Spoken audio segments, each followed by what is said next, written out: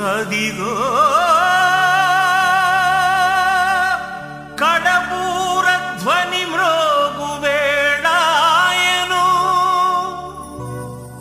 నా ప్రాణనాథ నీరాకకై నేను వేచియున్నాను. నా జీవదాత నా జీవదాత నీ పిలుపుకై నేను కనిపెట్టుచున్నాను. నీ పిలుపుకై నేను కనిపెట్టుచున్నాను. క్రీస్తునందు పరిశుద్ధులైన వారికి, సంఘ సహోదరులకి నా హృదయపూర్వక వందనాలు. పునరుత్థానం గురించి మనం నేర్చుకుందాం. 1 కొరింథీ 15:35. అయితే మృతులు ఎలాగ లేతురు, వారెట్టి శరీరంతో వత్తురని ఒకడు అడుగును. లేఖనాల్లో శరీర పునరుత్థానం ఒక ముఖ్యమైన అవసరమైన సిద్ధాంతం. క్రీస్తు యొక్క ప్రాణం, ఆత్మల నుండి శరీరం వేరుగా ఉన్న మధ్యస్థ కాలంలో దేవుడు మృతుల నుండి లేపి తిరిగి వాటితో ఐక్యపరచడానికి సంబంధించినది ఈ సిద్ధాంతం. శరీర పునరుత్థానం యొక్క అవసరాన్ని గూర్చి బైబిల్ కనీసం 3 కారణాలను వెల్లడిస్తుంది. మనిషి పూర్తి వ్యక్తి కావడానికి శరీరం అవసరం. శరీరం లేకుండా అతడు అసంపూర్ణుడు. ఈ విధముగా క్రీస్తు అనుగ్రహించిన విమోచన శరీరంతో కూడిన పూర్తి వ్యక్తికి సంబంధించినది. రోమా 8:18-25. దేహం పరిశుద్ధాత్మకు ఆలయం. 1 కొరింథీ 6:19. పునరుత్థానంలో ఇది మరోసారి ఆత్మకు ఆలయం అవుతుంది. అన్ని స్థాయిలలో పాప ఫలితాన్ని తుడిచిపెట్టడానికి మనిషి యొక్క చివరి శత్రువు అయిన శరీర మరణం పునరుత్థానం ద్వారా జయింపబడాలి. 1 కొరింథీ 15:26. భవిష్యత్తులో శరీరం యొక్క పునరుత్థానాన్ని గురించి పాత నిబంధన హెబ్రీ 11:17లో వ్రాయబడిన ప్రకారంగా, యోబు 19:25లో వ్రాయబడిన ప్రకారంగా ఈ వాక్యాలు నెరవేరుతాయి. క్రీస్తు పునరుత్థానుడైనందున మన దేహం యొక్క పునరుత్థానం కూడా రూఢి అయ్యింది. మత్తయి 28:6. మామూలు మాటలతో చెప్పాలంటే విశ్వాసుల పునరుత్థాన శరీరం పునరుత్థానమైన ప్రభు యొక్క శరీరం లాగానే ఉంటుంది. రోమా 8:29. దీని అర్థం ఇంకా వివరంగా చెప్పాలంటే పునరుత్థానం శరీరంలా ఉంటుంది. క్రొత్త భూమికి, క్రొత్త ఆకాశానికి సరిపడే విధంగా ఈ శరీరం పరలోక శరీరంగా మార్పు చెందుతుంది. ఇప్పుడున్న శరీరము కొత్త ఆకాశాన్ని, కొత్త భూమిని సంప్రదించుకోవాలి కాబట్టి అప్పటికి సంబంధించిన మహిమ దేహాన్ని ఈ ఆత్మ, ఈ శరీరము మలచబడుతుంది. దీనికి బైబిల్లోని యేసుప్రభువు చెప్పిన 3 ముఖ్య కారణాలు ఉన్నాయి. 1 నీటి బాప్తిసం, 2 ఆత్మ బాప్తిసం, 3 అగ్ని బాప్తిసం. ఏ సేవకుడైతే, ఏ విశ్వాస అయితే శ్రమల్లోంచి, కష్టాల్లోంచి, అవమానంలోంచి వెళ్తారో, లేక క్రీస్తు కొరకు అత్సాక్షులు అయిపోతారో, క్రీస్తు కొరకు ఎవరైతే మరణిస్తారో, క్రీస్తు కొరకు ఎవరైతే ఆహుతి అయిపోతారో, వీరు పరిశుద్ధాత్మలో కాకుండా అగ్ని బాప్త్యం పొందారన్నమాట. నీటి బాప్తిసం వేరు, పరిశుద్ధాత్మలో మనం కనిపెట్టినప్పుడు పొందే బాప్తిసం వేరు, అగ్ని బాప్తిసం. అపోస్తలులందరూ కూడా ఈ 3 పొందారు. కాబట్టి వాళ్ళు దేవుని యొక్క శిష్యర్కంలో శ్రమలను ఎదిరించగలిగారు, శ్రమలను వాళ్ళు జయించగలిగారు. అలాగే శ్రమల్లో క్రీస్తు కొరకు నమ్మకం ఉండి క్రీస్తు కొరకు అసక్షులయ్యారు. అయితే అలాగ అవడం వల్ల ఈ శరీరము లేక ఈ దేహము, ఈ 2 కూడా రాబోయే యుగానికి, కొత్త ఆకాశం, కొత్త భూమికి పునర్నిర్ధారణ పొందుతున్నాయి. అందుకని ఇక్కడ ఏమన్నాడంటే, మరణం నుండి, శిథిలావస్థ నుండి స్వతంత్రించబడి అక్షయ దేహం అవుతుంది. క్రీస్తు దేహంలాగా మహిమ శరీరం అవుతుంది. ప్రకృతి ధర్మాలకు అతీతంగా ఉండే ఆత్మ సంబంధమైన, అనగా అసాధారణమైన దివ్యమైన శరీరం అవుతుంది. తినడానికి, త్రాగడానికి శక్తి గల దేహం అవుతుంది. విశ్వాసులు నూతన దేహాలను పొందినప్పుడు అమర్త్యతను ధరిస్తారు. 1 కొరింథీ 15:53. దీని విషయంలో లేఖనం కనీసం 3తో పోల్చండి. తనను వారు ఎంతగా ఎదిగి ఉండాలని కోరుకున్నాడో విశ్వాసులు అంత సంపూర్ణంగా ఆయనను ఎరగడం. యోహాను 17:3. క్రీస్తు తనను వెంబడించే వారి కొరకు తిరిగి వచ్చేటప్పుడు పునరుత్థాన దినానికి ముందుగా క్రీస్తునందు మృతులైన వారు ఏ విధంగా శారీరక మార్పు చెందుతారో అప్పటి వరకు నమ్మకస్తులుగా జీవించి ఉన్నవారు కూడా అలాంటి మార్పుని అనుభవిస్తారు.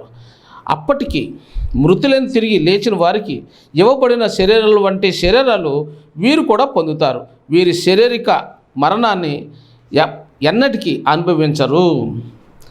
కాబట్టి ప్రియులారా, మనము ఈ లోకంలో ఈ శరీరాన్ని దాచుకోకూడదు. ఈ శరీరం మహిమ దేహంగా మార్చబడాలంటే సమయానికి అసమయానికి మోకాళ్ళ మీద ప్రార్థనలోను, సహవాసంలోను, ఆరాధనలోను, సువార్తలోను, పరిచయంలోను, అంటే ఇలా ప్రకటించకుండా ఇంకా మనం చేయవలసిన సువార్త ఇంకా ఉంది. ఎండల్లో కూడా సువార్త ప్రకటించాలి, వర్షాల్లో కూడా సువార్త ప్రకటించాలి. మేము కూడా ఈ నెలలో ఈ మండు టెండలో వ్యక్తిగతంగా వీధిలో సువార్త ప్రకటిస్తాం. కొంతమంది వింటారు, కొంతమంది వినరు, కొంతమంది వ్యతిరేకిస్తారు, అయినా మేము చెప్పుకుంటూ వెళ్ళిపోతాం.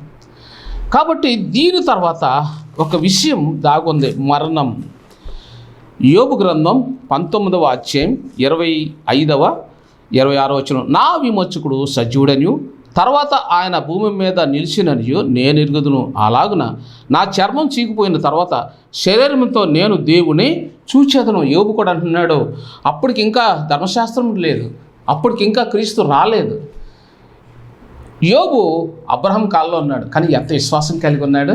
బోధించే వాళ్ళు లేరు, ఆరాధన లేదు, వాక్యం లేదు, సహవాసం లేదు, కానీ అతడు ఒక స్థిరమైన విశ్వాసంతో క్రీస్తును ముందుగానే ధరించుకొని ఉన్నాడు.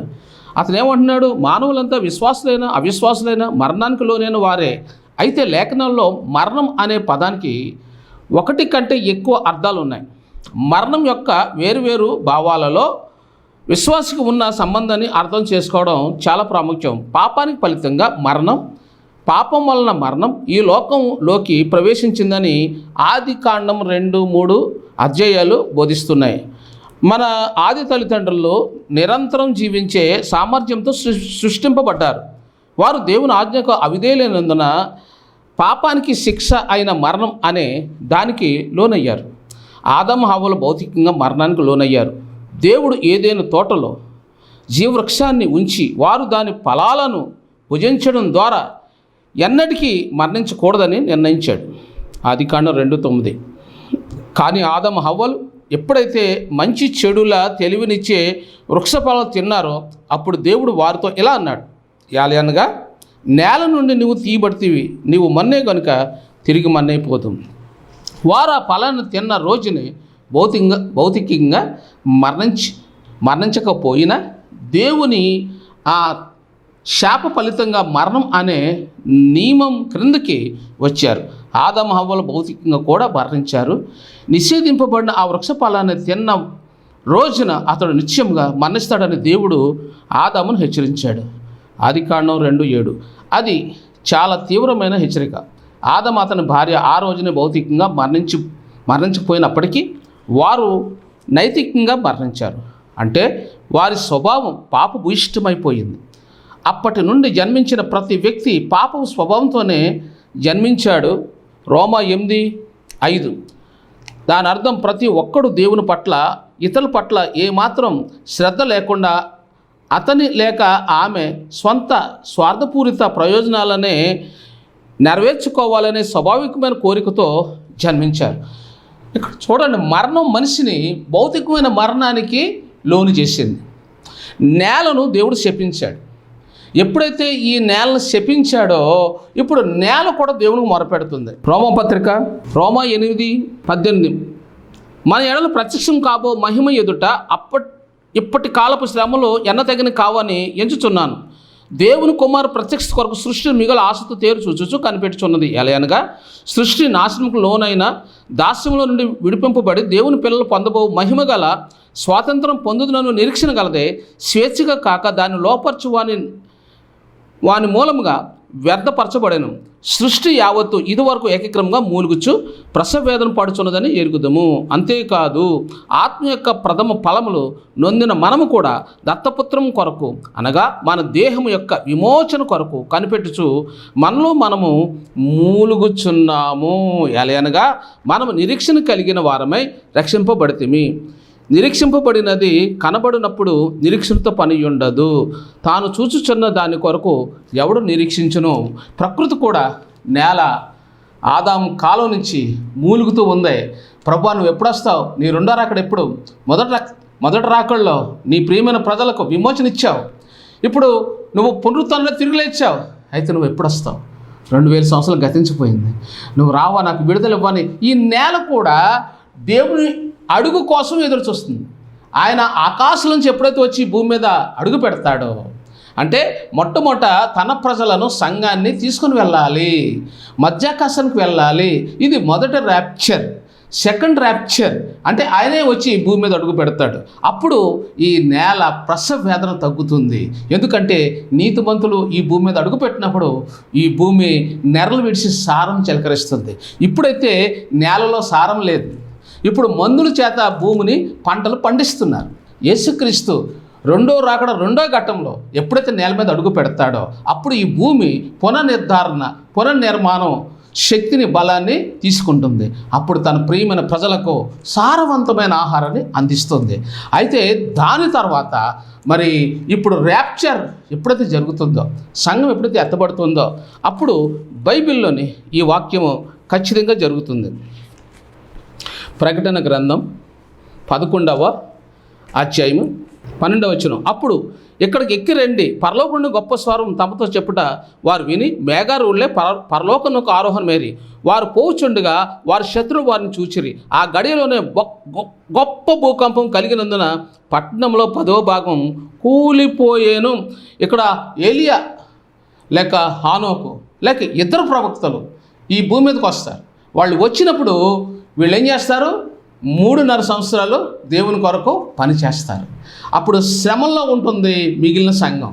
ఎత్తబడిన సంఘం హ్యాపీగా ఉంటుంది. ఎత్తబడలేని వాళ్ళు శ్రమంలో ఉన్నప్పుడు ఈ ఇద్దరు ప్రవక్తలు వచ్చి ఏం చేస్తారు? వారికి మంచి ఆదరణ ఇస్తారు. అయితే అప్పుడు మిడతలు ఉంటాయి, అప్పుడు చాలా వ్యాధులు ఉంటాయి, కరువులు ఉంటాయి, భూమి అంతా కూడా అల్లకొల్లంగా ఉంటుంది. అలాంటి టైంలో ఈ ఇద్దరు ప్రవక్తలు ఏలియా లేక హానోకు కావచ్చు, మరెవరైనా కావచ్చు, వీళ్ళిద్దరూ వచ్చి అద్భుతాలు చేస్తారు. అలా చేసినప్పుడు అబద్ధ ప్రవక్తను అంత్యక్రీస్తు వీళ్ళిద్దరిని హతమారుస్తాడు. ఆకాశంలోంచి ఒక వెలుగు వాళ్ళ మీదకి వస్తుంది. అద్భుతమైన స్వరం వినబడుతుంది. నా బిడ్డలారా ఎక్కి రండి అనే స్వరం వినబడినప్పుడు వీళ్ళిద్దరూ ఏం చేస్తారు? మళ్ళీ తిరిగి బ్రతికి ఆకాశం నుంచి వెళ్ళిపోతారు. అయితే దీని గురించి బైబిల్లో వీళ్ళు వచ్చినప్పుడు భూమి మీద ఏం జరుగుతుంది అనేది యేసు ప్రభువు వారు ముందే చెప్పారు. మత్తయి సువార్త 24వ అధ్యాయము 20వ వచనం. అప్పుడు మహాసన ఒక సంఘటన జరుగుతుంది. దాన్నే దానియేలు గ్రంథం 7వ అధ్యాయం 7వ వచనంలో 7 వారాలు నేను చూచుచుండగా, చూసారా, ప్రపంచంలో ఉన్న ప్రజలందరూ కూడా ఆ చోటికి, ఒక చోటికి, యెరూషలేము నగరానికి వాళ్ళందరూ కూడా పోగు చేయబడతారు. దేవుడిని నమ్మిన వాళ్ళు, నమ్మలేని వాళ్ళు. అక్కడ యెరూషలేము నగరం రాజధానిగా ఉంటుంది. ప్రపంచంలో అందరూ ఒకటైపోయి యెరూషలేము నగరం మీద దాడి చేస్తారు. కానీ యెరూషలేము నగరం ఈ భూమి ఉన్నంత వరకు ఇజ్రాయేల్ నిలిచి ఉంటాడని దేవుని యొక్క వాగ్దానం వారిని నిలబెడుతుంది, వారిని కాపాడుతుంది. ఆ వాగ్దాన్ని బట్టి దేవుడు ఏం చేస్తాడు? ఇజ్రాయేల్ ప్రజలను కాపాడుతాడు. ప్రపంచమంతా ఒకటై ఇజ్రాయేల్ని అంతం చేయాలని అనుకుంటారు. కానీ వారిని రక్షించడానికి ఫైనల్ అంటే ఇంకా వాళ్ళ దగ్గర సత్తా అంతా అయిపోతుంది, ముగింపుకు వచ్చింది అనేటప్పటికీ యేసుక్రీస్తు వచ్చి ఇజ్రాయేల్ ప్రజలను రక్షిస్తాడు. ఈ ప్రపంచంలో విడబడ్డ క్రైస్తవులను అలాగే మిగిలిపోయిన వారిని ఏం చేస్తాడు? అక్కడికి పోగు చేయడం జరుగుతుంది. ఈలోగా చాలామంది క్రైస్తవులు ఏం చేయబడతారు? అంత్యక్రీస్తు వారి శిరచ్ఛేదన చేసి చంపుతాడు. ఎందుకంటే ఆకలితో చచ్చిపోయిన వాళ్ళు ఉంటారు, కరువులో చచ్చిపోయిన వాళ్ళు ఉంటారు, నీరు లేక చనిపోయిన వాళ్ళు ఉంటారు, నీరు రక్తం మారింది కాబట్టి చాలామంది చనిపోతారు. కాబట్టి ఇవన్నీ ఈ 3.5 సంవత్సరాల్లో ఈ దేశం అంతా కూడా అల్లుకొల్లలుగా ఉంటుంది. ప్రపంచం 666 నువ్వు 666 ముద్ర వేసుకుంటేనే నీకు ఆహారం, లేకపోతే నీకు రేషన్ ఇవ్వరు. రేషన్ కార్డులన్నీ రద్దు చేయబడతాయి, ఏటీఎంలన్నీ రద్దు చేయబడతాయి, క్రైస్తవులకున్న ఆస్తులు జప్తి చేయబడతాయి, ఉద్యోగాల నుంచి కూడా వారికి విడుదల కలుగుతుంది. ఉద్యోగాలు కూడా డిస్మిస్ చేస్తారు. ఎందుకంటే నువ్వు 666 ముద్ర వేసుకోవాలన్నప్పుడు మరి క్రైస్తవులు దానికి వ్యతిరేకిస్తారు కాబట్టి వారు ఉద్యోగం నుంచి బయటకు వచ్చేస్తారు. కాబట్టి ఉద్యోగం లేదు కాబట్టి వాళ్ళకి 666 ముద్ర లేదు కాబట్టి వాళ్ళకి ఆహారం కూడా ఉండదు. అలాగని పోనీ ఏటీఎంలోకి వెళ్ళి డబ్బులు తీసుకుందామంటే అది కూడా యాక్టివేట్ చేయదు. ఎందుకంటే నువ్వు 666 ముద్ర ఉంటేనే బ్యాంకులో సొమ్ము, ఆహారం, క్రయ విక్రయాలు జరుగుతాయి. ఇవన్నీ కూడా బంద్ చేయబడతాయి. ఈ ప్రపంచాన్ని సైతాను 3.5 సంవత్సరాలు పాలించబోతున్నాడు. ముందు 3.5 సంవత్సరాలు ఈ ప్రపంచాన్ని మంచి మాయ మాటలతో మభ్యపెడతాడు. అందరూ వాడి వశం అయిపోతారు. ఐఎమ్ క్రిస్టియన్ అంటాడు, తర్వాత నేనే దేవుడు అంటాడు. రకరకాలుగా మరి ఈ ప్రపంచాన్ని వాడు టార్చర్ పెడతాడు. అయితే యూదులైతే లొంగరు, యూదులు వాడికి వ్యతిరేకంగా మారిపోతారు. క్రైస్తవులు కూడా సైతాను వల్ల పడరు. మిగిలిపోయిన క్రైస్తవులు కూడా చావైనా మాకు మేలే కానీ 666 ముద్ర మేము వేయించుకోమని క్రైస్తవులు కూడా వ్యతిరేకం తెలియజేస్తారు. అయితే ఈ ప్రపంచంలో ప్రతి క్రైస్తవుడు ప్రతి వీధిలో ప్రతి చోట ఉంటారు. అయితే వీళ్ళు ఏం చేస్తారు? తప్పించుకోవడానికి సైతాను మనుషుల నుంచి 666 ముద్ర నుంచి తప్పించుకోవడానికి ప్రయత్నం చేసి దాక్కున్న వాళ్ళు చాలామంది ఆకలితో అలవటించి చనిపోతారు. చాలామంది నీరు లేక చనిపోతారు, సదుపాయాలు లేక చనిపోతారు. ఎందుకంటే ఆయా గుడారాల్లో అక్కడక్కడ తలదాచుకుంటూ అక్కడక్కడ తప్పించుకొని కొంతకాలం తిరుగుతారు. మెస్సీ వచ్చేస్తాడని కొంతమంది ఎలాగైతే యేసుక్రీస్తు అనగా మెస్సీయ భూమి మీదకి వచ్చేంత వరకు కొంతమంది బ్రతికుంటారు, చాలామంది చంపబడతారు, కొందరు ఆకలికి చనిపోతారు, కొందరు రోగానికి చనిపోతారు. ఈ ప్రపంచమంతా అల్లకొల్లోలమయ్యే చివరి కాలంకి వచ్చాం. దాన్నే చివరి ర్యాప్చర్ అన్నారు, దాన్నే చివరి శ్రమల కాలం అన్నారు. కాబట్టి ఇక్కడ అగ్ని వంటి ప్రవాహము ఆయన యొద్ద నుండి ప్రవహించుచుండెను అని మాట రాస్తుంది. దయచేసి బైబిల్లోంచి మరొక మాట 9వ వచనం. ఇంకా సింహాసనములను వేయుట చూచితిని, మహా వృద్ధుడొకడు కూర్చుండెను. ఆయన వస్త్రము హిమము వలె ధవలముగాను, ఆయన తల వెంట్రుకలు శుద్ధమైన గొర్రెపొచ్చు వలె తెల్లగాను ఉండెను. ఆయన సింహాసనము అగ్ని జ్వాలల వలె మండుచుండెను, దాని చక్రములు అగ్ని వలె ఉండెను. చూడండి, అగ్ని దేవుని సింహాసనం వస్తుంది. ఇది ఒక చోటకి వెళ్తుంది. దాన్ని ఏమన్నారంటే నరకము అన్నారు. ఎవరైతే యేసుక్రీస్తుని నమ్మరు వాళ్ళందరూ కూడా ఆ అగ్నిగుండానికి వెళ్ళిపోతారు. యేసుక్రీస్తుని చంపిన వాళ్ళు ఆ రోజు అక్కడ తీర్పులో అర్రే ఈ క్రైస్తవులు మేము అనాశనం చంపేమే, అర్రే ఈ క్రీస్తునే కదా మేము దేవుడు కాదన్నాం, అరే ఇదేంటి మేము క్రైస్తవులు హింసించాం, క్రైస్తవులు మా ఊరు రాకూడదని మేము బోర్డులు పెట్టామా, హింసించామా, చంపామా, ఏళ్ళను చేశామా, అంతెందుకు నా భార్య బాప్తిం పొందితే ఇంట్లోంచి వెలివేశాను, విడాకులు ఇచ్చాను ఒకడు, నేను వేధించి చంపి నరహత్య చేశానని ఇంకొకడు, ఇలా క్రైస్తవులు హింసించిన వాళ్ళందరూ కూడా అటు తీర్పులోను ఇటు నరకంలోను పశ్చాత్తాపడతారు. కానీ ఏం ప్రయోజనం ఉండదు, క్షమాపణ లేని కాలం అది.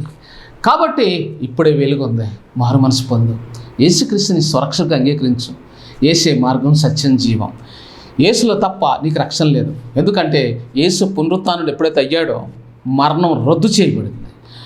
ఎప్పుడైతే గుడ్ ఫ్రైడేలో యేసు మరణించాడో నీకు పాపక్షమాపణ ఆయన తెచ్చిపెట్టాడు. ఈ ప్రపంచంలో అందరికీ పాపక్షమాపణ గుడ్ ఫ్రైడే రోజు తెచ్చి ఇచ్చాడు. నువ్వు దాన్ని అందుకోవాలి. నువ్వు దాన్ని అందుకున్నట్టు వల్ల నువ్వు మారు మనసు పొందుడు ద్వారాగా, పాపక్షమాపణ పొందుడు ద్వారాగా, నువ్వు బాప్తిసం పొందుడు ద్వారాగా నువ్వేం చేయబడతావు? నీ పేరు జీవగ్రంథంలో రాయబడుతుంది. అంతేకాదు ఆయన కొరకు నువ్వు నమ్మకంగా జీవించాలి, నీ సాక్ష్యాన్ని కాపాడుకోవాలి, పరిశుద్ధంగా జీవించాలి. నేను యేసుక్రీస్తుని నమ్ముకొని నా ఇష్టవశుడు జీవిస్తానంటే యేసుక్రీస్తు పరలోకం ఇవ్వడం. నువ్వు ఎప్పుడైతే యేసుక్రీస్తు బిడ్డగా ప్రత్యేకించబడ్డావో నువ్వు ఎలా ఉండాలి? నీ సాక్ష్యాన్ని, నీ పరిశుద్ధులను కాపాడుకోవడం కోసం క్రీస్తు కొరకు శ్రమించాలి. నశించిపోతున్న అనేకులు వినకపోయినా నువ్వు సువార్త ప్రకటించాలి. నువ్వు ఎప్పుడైతే సువార్త ప్రకటిస్తావో, ఎప్పుడైతే క్రీస్తు కొరకు నువ్వు నీ సర్వాన్ని త్యాగం చేస్తావో, నీకున్న ధనాన్ని, నీకున్న ఆరోగ్యాన్ని, నీకున్న శరీరాత్మలను, నీకున్న సమస్తాన్ని క్రీస్తు కొరకు ఎవరైతే దాన ధర్మాలు చేసి బ్రతుకుతారో అట్టి వారికి దేవుని రాజ్యం సమృద్ధిగా ప్రవేశం ఉంటుంది. అలాంటి కృప దేవుడు మీకు ఇవ్వాలని నేను ప్రార్థిస్తున్నాను. ఈ అంత్యకాలం, ఈ యుగాంతంలో మనం వచ్చేసాం. కాబట్టి ఈ వాక్యాలు ఒకటి మరణం గురించి చెప్తుంది. యోబు గ్రంథం 19:25-26లో అయితే నా విమోచకుడు సజీవుడనియు తర్వాత ఆయన భూమి మీద నిలిచిననియు నేను ఎరుగుదును. అలాగను నా చర్మం చీకిపోయిన తర్వాత శరీరంతో నేను దేవుని చూచేదను, నా మట్టుగా నేనే చూస్తాను అని యోబు ధైర్యంగా చెప్తున్నాను. అసలు యోబు శరీరం కుళ్ళిపోయింది. యోబు శరీరం ఎందుకు పనికిరానట్టు కృషించిపోయింది. ఆస్తి పోయింది, దేవుని విడిచిపెట్టలేదు. పిల్లలు చనిపోయారు, దేవుని మర్చిపోలేదు. తనకున్న శరీరం కూలిపోయింది, దేవుని వైపే చూశాడు. అన్నీ పోయాయి, దేవుడి వైపే చూశాడు. ఆయన ఏమంటాడు తెలుసా? అన్నీ పోయినా పర్వాలేదు, నా క్రీస్తు నాతో ఉన్నాడు, సజీవుడు నా దేవుడు, నా దేవునితో నేను ఉంటాను. చచ్చిపోయిన వాళ్ళు నా దేవుని దగ్గర ఉన్నారు. ఆస్తి అంటావా? అది ఆయన ఇచ్చి ఆయన తీసుకున్నాడు, ఆయనకే స్తుతి కలుగును గాక. ఇలాంటి గొప్ప నిరీక్షణ నీకు ఉంటే ఖచ్చితంగా ఒకటి మర్చిపోకు, మనమందరం కలిసి ఇప్పుడు అగ్ని బాప్తిసానికి సిద్ధంగా ఉన్నాం. అంటే శ్రమల కాలం అంటే అగ్ని బాప్తిసం. మరి మందిరాలు తగలబెడుతూ ఉన్నారు, ఆలయాలన్నీ కూడా ధ్వంసం చేస్తున్నారు. క్రైస్తవుల స్వేచ్ఛ నశించిపోతుంది. అది రాయబడింది, జరుగుతుంది. దానికోసం మనం విచిత్రంగా ఆలోచించాల్సిన పనేం లేదు. అది అలా జరుగుతుందని రాయబడ్డది కాబట్టి జరుగుతుంది. కానీ క్రైస్తవులకి ఇక్కడ శ్రమే కానీ అక్కడ ఫలితం ఉంది. భయపడద్దు, ఎందుకంటే మన జీవం క్రీస్తుతో దాచబడి ఉంది. మనం క్రీస్తు వారం కాబట్టి మనకు మరణం లేదు. కాబట్టి మరణించి తిరిగి లేచిన మన క్రీస్తు మనతో ఉన్నాడు, యుగ సమాప్తి వరకు ఉన్నాడు. ఆయనతో మనం సదాకాలం ఉంటాం. అలాంటి కృప దేవుడు మనకి ఇచ్చి ఆశ్రయించను కాక. తండ్రి, ఇక్కడ ప్రతి బిడ్డను జ్ఞాపకం చేసుకో. సహనం, ఓర్పు తెచ్చండి. ఇక్కడ సంతానహీనులు ఉన్నారు, సంతానం తెచ్చండి. రోగులు ఉన్నారు, ముట్టండి. పరీక్షలు రాసిన బిడ్డలో విజయాన్ని ఇవ్వండి. ఈ కుటుంబాలను, వీరి సంఘాలను బలపరిచి రాబోతున్న శ్రమల కాలంలో అగ్ని బాప్తిసంలో నమ్మకంగా ఉండడానికి కావలసిన పరిశుద్ధాత్మ ధైర్యాన్ని, శక్తిని ప్రసాదించమని యేసుక్రీస్తు నామములో ప్రార్థిస్తున్నాం తండ్రి. వందనాలు. నడిపించు నానావా నడి సంద్రమున దేవా నవజీవన మార్గమున నా జన్మ తరింప నడిపించు నానావా.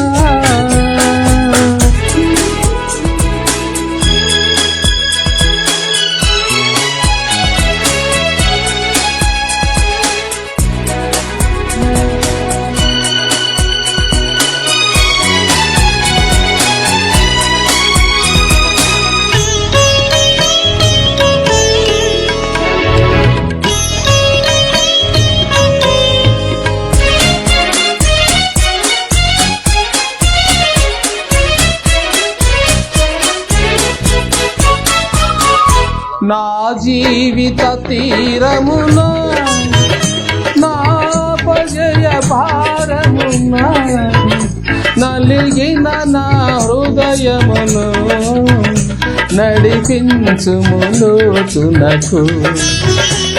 నా ఆత్మ విరబూయా నా దీక్ష ఫలింప నా నావలో కాలిడును నా సేవ చేకొనుము నడిపించు నానావా.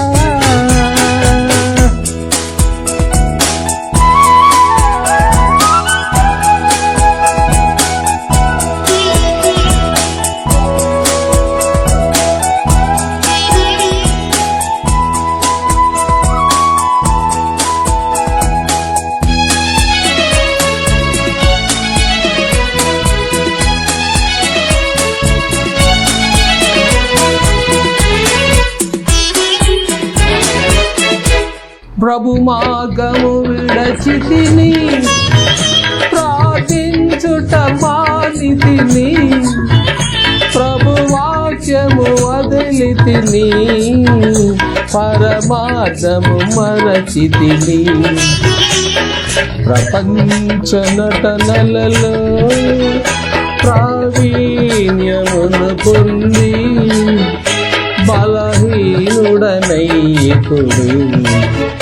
పాటింతు నీ మాట నడిపించు నానావా.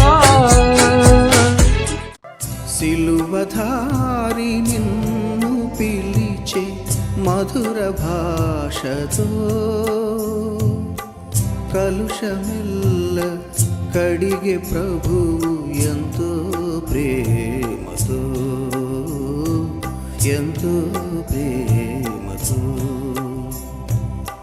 సిలువధారి నిన్ను పిలిచే మధుర భాషతో